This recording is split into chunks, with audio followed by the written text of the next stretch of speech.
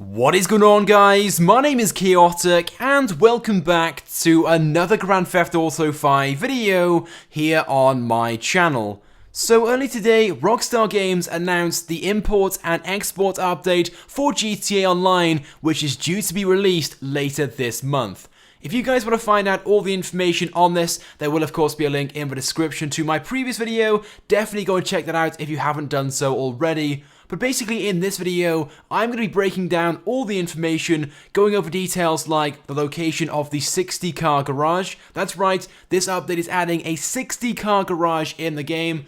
I'm also going to be discussing some information about the new cars as well, and much more. But let's begin with some basic information. So first of all, the import and export update is going to be a follow-on to the Further Adventures in Finance and Felony update. And basically the whole importing and exporting cars is going to be a feature only accessible by CEO organizations. So I guess you could say this update is an addition or an expansion to the CEO organizations, but with things like new executive office buildings up for grabs, new office interiors, and so on. But most importantly, there will also be brand new business garages, and these can store up to 60 cars and vehicles.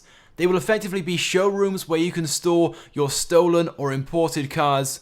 But you can also customize these garages. You can have up to 3 floors in your showroom, and you can also have a custom auto shop in the warehouse as well. And here is an image that Rockstar shared with us earlier today, just showcasing one of these showroom garages. And I must say, it looks awesome. But I think it goes without saying that these garages are not going to be cheap. For the simple fact that you can store up to 60 cars in these garages, you can have up to 3 floors, you can customize these garages, plus as you guys can see in this image, there appears to be a lifting platform with a car on it as well. So I think it's safe to say you're going to need at least a few $1,000,000 if you want to purchase one of these, especially if you want a 3-floored showroom with enough space for 60 cars. But until we get some more information on these garages and their prices, let's take a look at the location of this garage that is featured in the image. Now, although it may not seem it at first, there are in fact quite a few clues in this image in regards to its location. For starters, in the window, you can see what appears to be the letters I and B,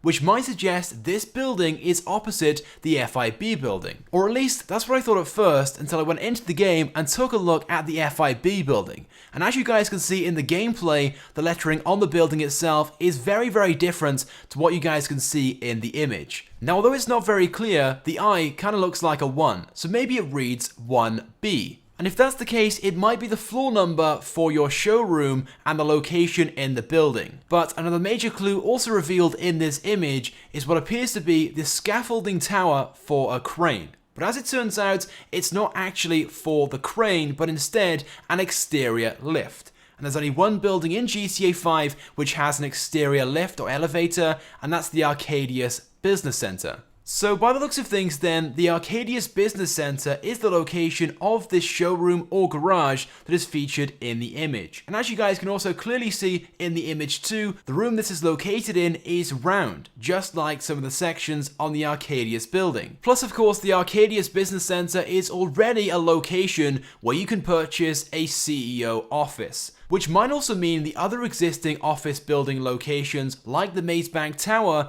might also have showroom garages in them as well. But as of right now, there are only 4 buildings in GTA Online where you can purchase an office. But come the release of this update, there will be some new executive office buildings, as Rockstar stated on the newswire earlier today. But I'm sure Rockstar will also offer some cheaper, low-end alternatives, a bit like this warehouse that Rockstar also shared on the newswire earlier today. Something like this will be a lot cheaper and will most likely be located in the El Burro Heights area. Anyway, now let's move on to the 3 new cars that Rockstar revealed today in the Newswire article. So there are 2 cars featured in this image, the first one of course being the one directly in front of us, this orange car right here, and many players straight away recognized it looks a lot like the Jaguar JX220. I'm sure you guys can see the resemblance straight away, and it certainly looks like it could be a very cool car. But then as for the second new car being featured in this image, this of course being the blue car that's on the platform being elevated up. Now there have been many different suggestions as to what this car could possibly be. Some players believe it is the Bugatti Reaper, but as you guys can clearly see, it is slightly different.